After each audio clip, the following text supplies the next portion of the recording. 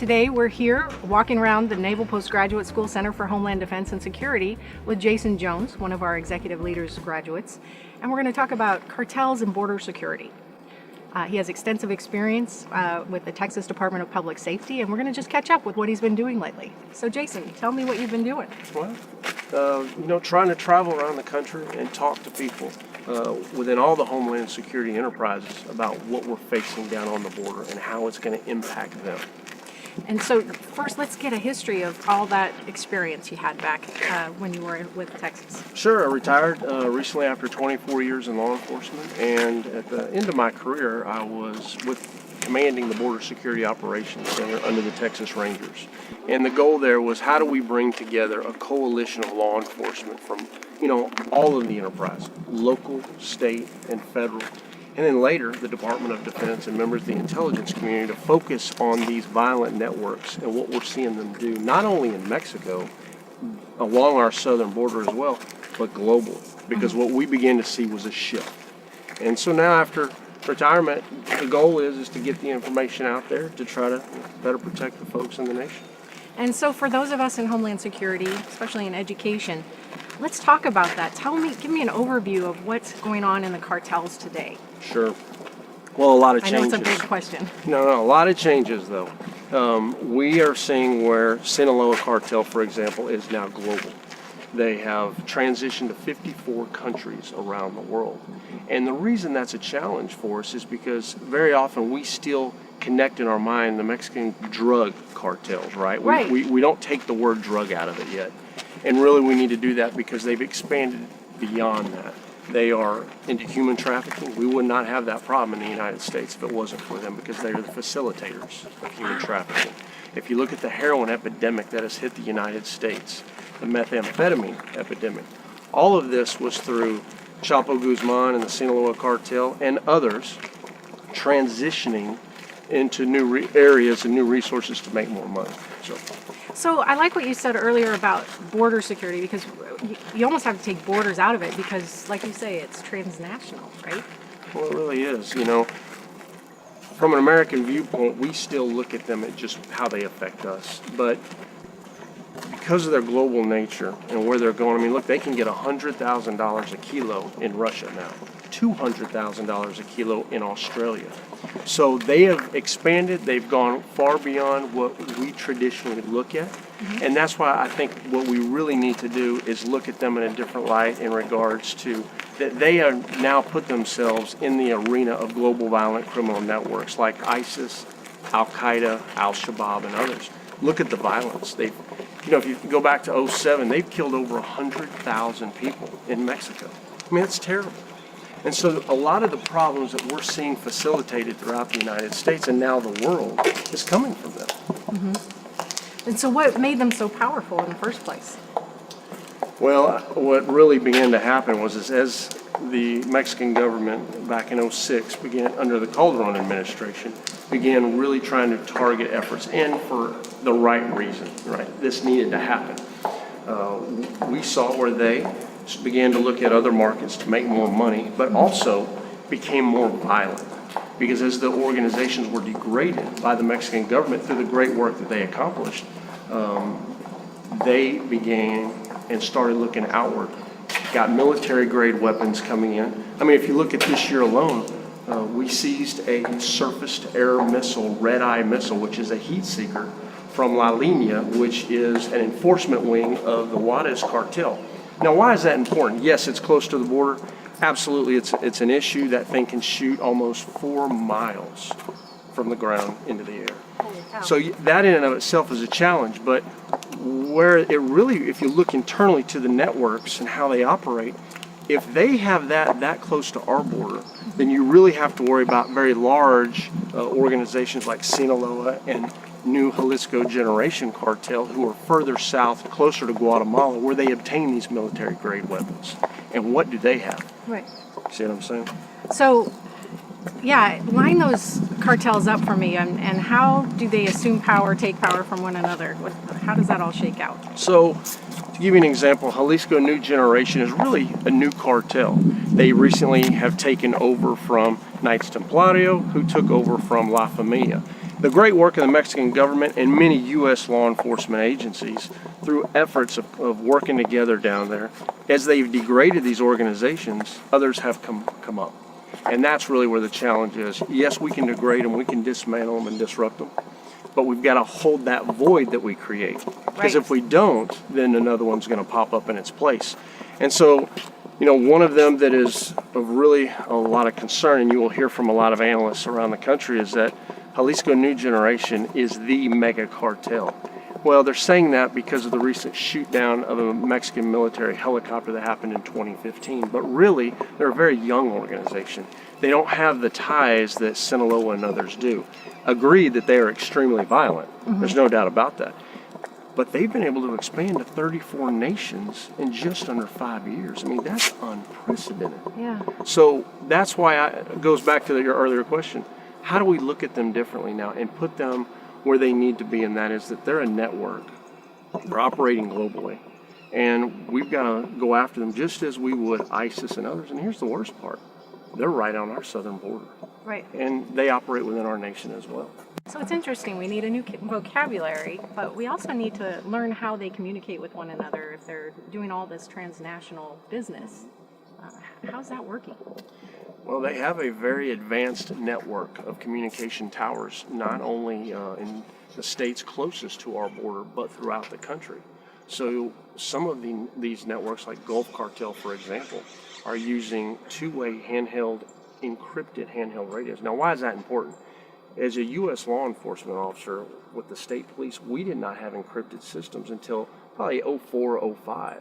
So if you look along the southern border, we have many U.S. agencies that aren't even operating encrypted, yet the cartels and the people that we're fighting do have that capability. So those are some of the challenges as they continue to buy into new technologies, and they have the money and the resources to be able to purchase these things. Can they supersede what we have in law enforcement? So there's a lot of, I'm sure, trepidation about the cartels and how they're growing. And what do you think, how many agencies are on the border that we have to combat this new fight? So in Texas, we've got 1,290 miles of border that we deal with. I mean, it's a pretty large scope down there.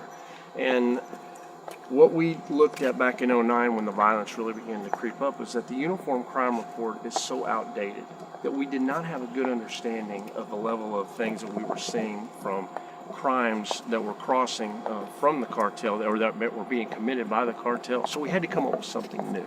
So what we did is we did outreach, and this is why I always say that what you guys are preaching out here to the Homeland Security enterprise is what it's all about, and that's collaboration. Everyone working together. We did some outreach, and through the great efforts of a lot of people, to include local county sheriffs, police departments, constables, and others, we created a coalition of what we call the Unified Command of over 100 law enforcement agencies, every day sharing information that they develop, and then regurgitating that information, analyzing it, but then giving back so that everybody understands what we're seeing along a 1,290-mile border. It was a great concept, and it works. And, you talk about gaining buy-in with something. We started out with 100 agencies. After just a few years, we reevaluated and said, we seem to have some new partners we weren't aware of.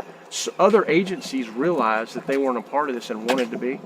Now today, over 171 law enforcement agencies in 53 counties.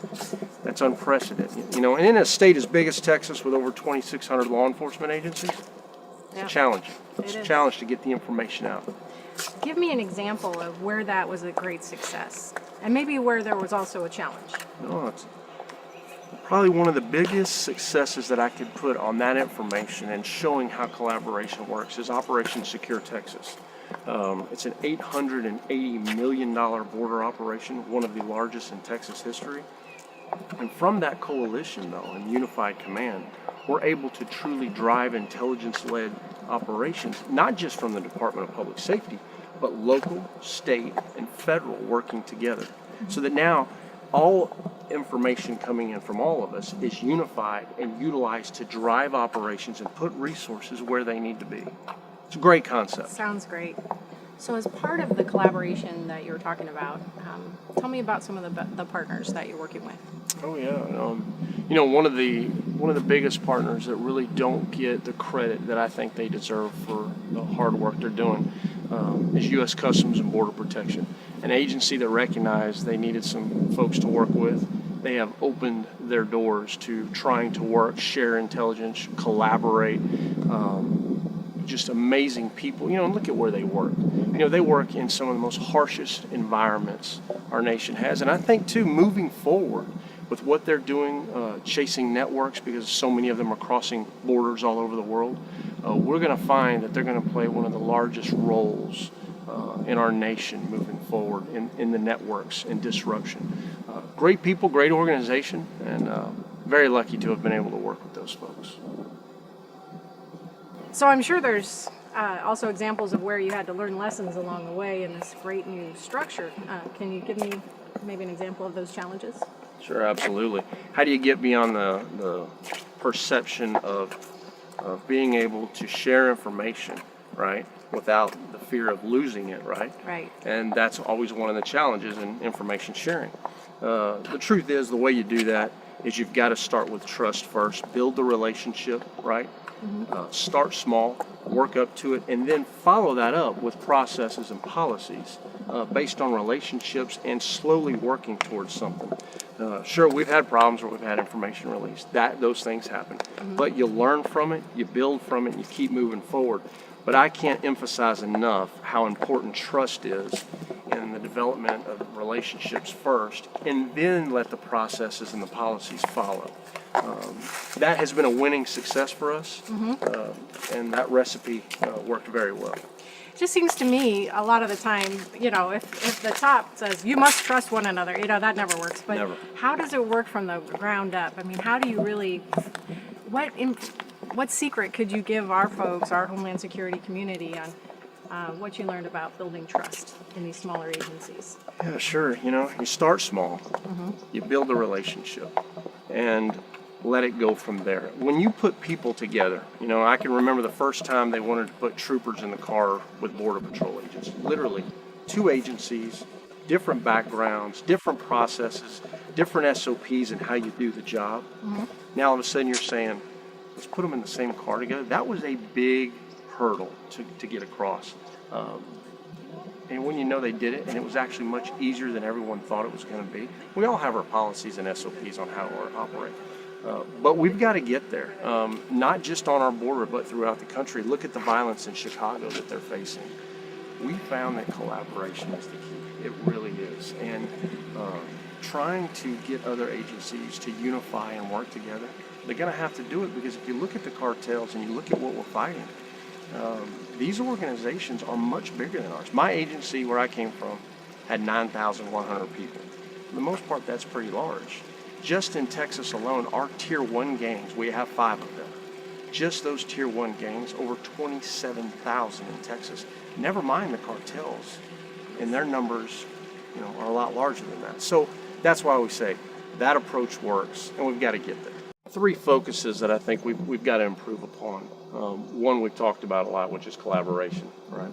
But the second is the Uniform Crime Report.